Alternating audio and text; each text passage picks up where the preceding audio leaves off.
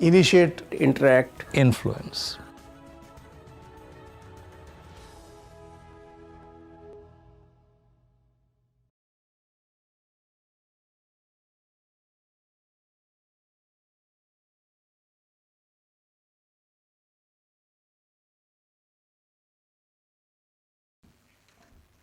FTII Pune में गजेंद्र चौहान जी की appointment हुई एज चेयरपर्सन। स्टूडेंट स्ट्राइक पर चले गए, 4.5 महीने स्ट्राइक रही। उस स्ट्राइक में क्रिमिनली रेस्ट्रेन किया गया ऑफिसर्स को, धमकाया गया, थ्रेटन किया गया। उसके समर्थन की गूंज हैदराबाद से लेकर जेएनयू से लेकर जाधवपुर तक सुनाई दी। मन में प्रश्न उठा कि क्या संबंध है स्टूडेंट्स की पुणे में चेयरपर्सन की अपॉइंटमेंट से? क्या संबंध है उनकी स्ट्राइक का जादवपुर से, जेएनयू से, हैदराबाद से?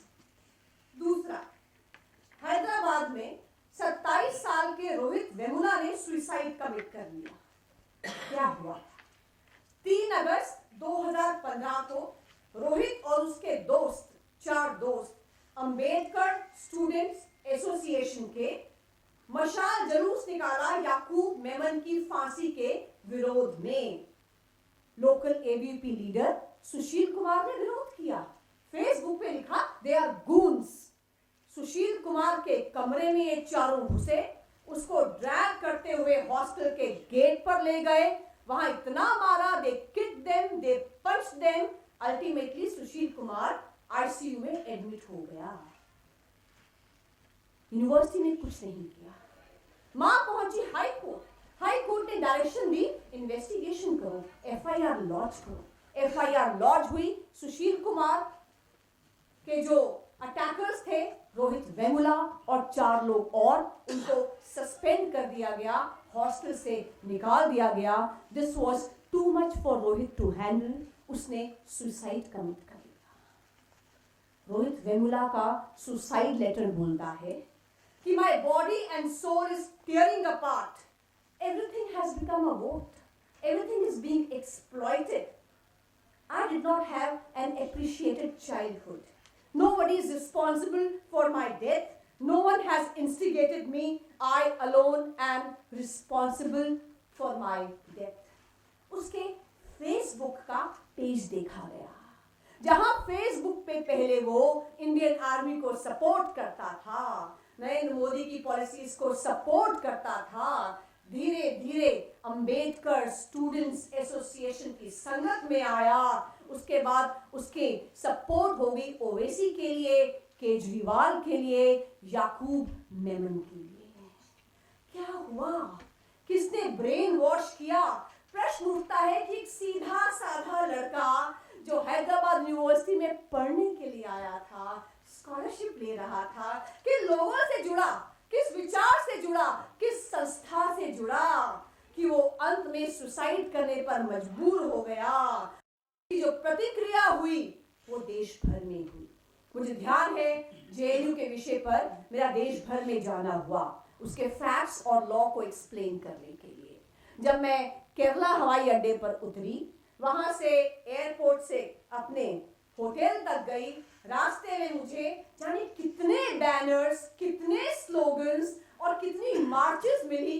स्टूडेंट्स की मार्च, लॉयर्स की मार्च, प्रोफेशनल्स की मार्च, वर्कर्स की मार्च, विमेन की मार्च, दलितों की मार्च। ऐसा लगा पूरा केरल सड़कों पर आ गया है। और क्या? Rohit Vemula was the national icon.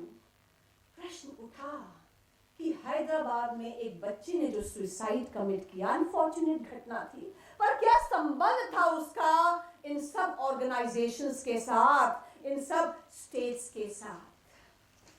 Syria का ध्यान आया कि सीरिया में जब 15 यूनिवर्सिटीज में एक साथ स्टूडेंट्स ने प्रोटेस्ट किया था, उनका लिंक रेवोल्यूशनरीज के साथ था, तो कब क्लासरूम और लोकल स्टूडेंट्स के जो विषय थे, उनके विषय पॉलिटिकल विषय बन गए, एंटी स्टैब्लिशमेंट हो गए, एंटी गवर्नमेंट हो गए, कब उनके हाथ में वेपन्स आ गए और सीरिया सिविल वॉर में तब्दील हो गया। आइए आपको जेएनयू ले चलती हूँ। सन 2010 जश्न मन रहा है, लड्डू बंट रहे हैं। क्या जश्न मन रहा है कि दंतेवाड़ा छत्तीसगढ़ में 76 सीआरपीएफ पर्सनल को घेर कर नक्सलाइट्स ने मैसेकर कर दिया है। ये जश्न मन रहा है। कौन मना रहे हैं? डेमोक्रेटिक स्टूडेंट्स यूनियन और ऐसा के लोग मना रहे हैं। फिर प्रश्न उठता है कि डीएसयू ऐसा और स्टूडेंट्स ऑर्गेनाइजेशन का इनका संबंध क्या है नक्सलवादियों के साथ? तो उत्तर आता है कि ये स्टूडेंट ऑर्गेनाइजेशंस तो हैं, पर ऐसे तमाम लोग जो हैं इनका संबंध है मार्क्सवाद से, नक्सलवाद से और माओवाद से। ये मैं नहीं कह रही, ये कह रहा है इनका डॉक्यूमेंट, जिसके बारे में अभी अभी जिक्र हुआ। इनका डॉक्यूमेंट है CPI Maoist urban perspective, our work in urban areas. ये ब्लूप्रिंट है मार्क्सिस्ट का। क्या कहता है ये डॉक्यूमेंट?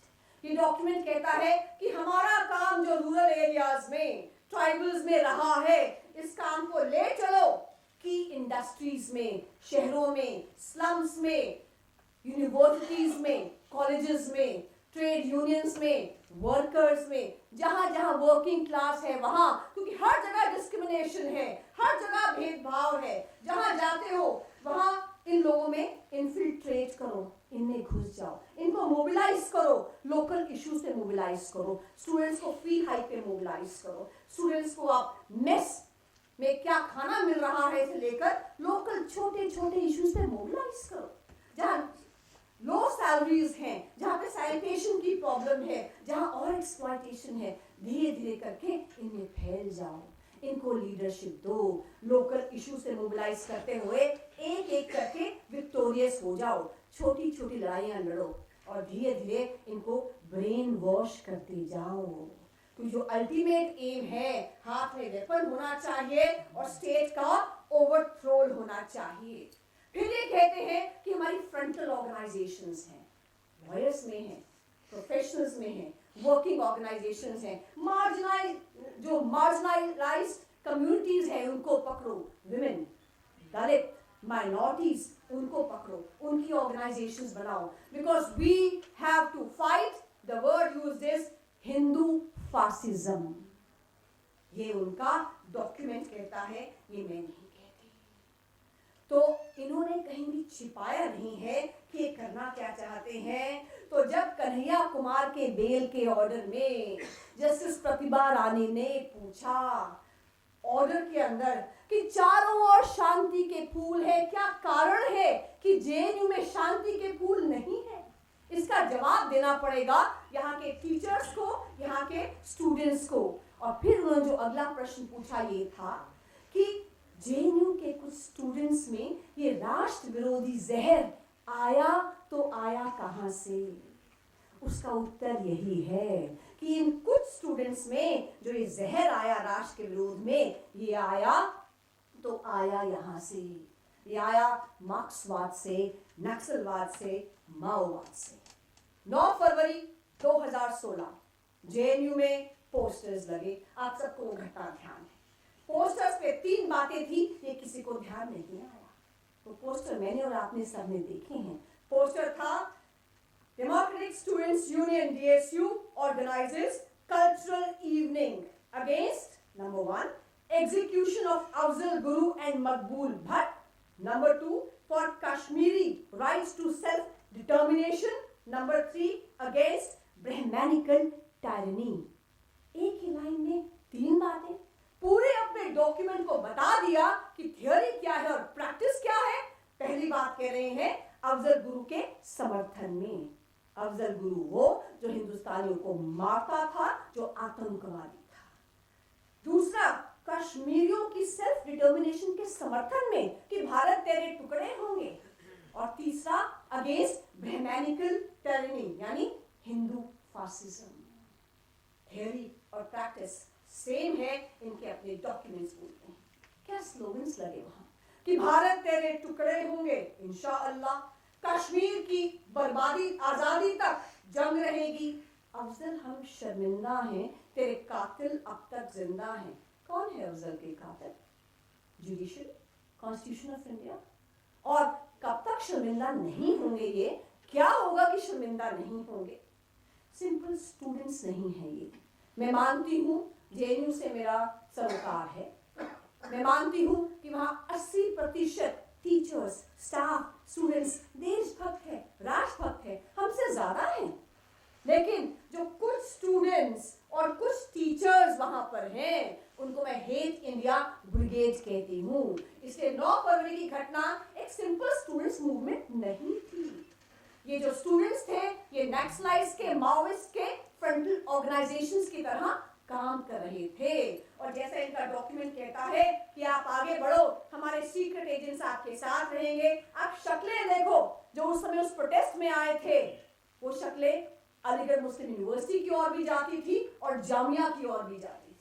बहुत से आउटसाइडर्स भी आए थे, कश्मीरी मिलिटेंट्स भी उसके अंदर आए थे। अरेस्ट हुआ कन्हैया कुमार, उमर खालिद, अनिवार्य भट्टाचार्य अरेस्ट हुए तो बवाल मच गए। अवार्ड विनर से लेकर, मीडिया से लेकर, मीडिया बैरन से लेकर, इलेक्ट्रॉनिक प्रिंट मीडिया, बड़ी बड़ी हस्तियां, ह्यूमन राइट्स ऑर्गेनाइजेशंस क्या कहने लगे। Right to freedom of expression, Balwant Singh की जजमेंट कोट करने लगे, जिसके बाद तो एक 7 जजेस बेंच की जजमेंट भी आ गई, जिसने कहा कि अगर आपने इंस्टिगेट किया है स्लोगन्स के साथ वायलेंस के लिए, तो वो सेडिशन में आता है। वो कोई कोट नहीं कर रहा था 1967 की जजमेंट। इतना कंफ्यूज कर दिया हिंदुस्तान के लोगों को, उनको लगा बच्चे ही तो हैं, गलती ही तो हुई है।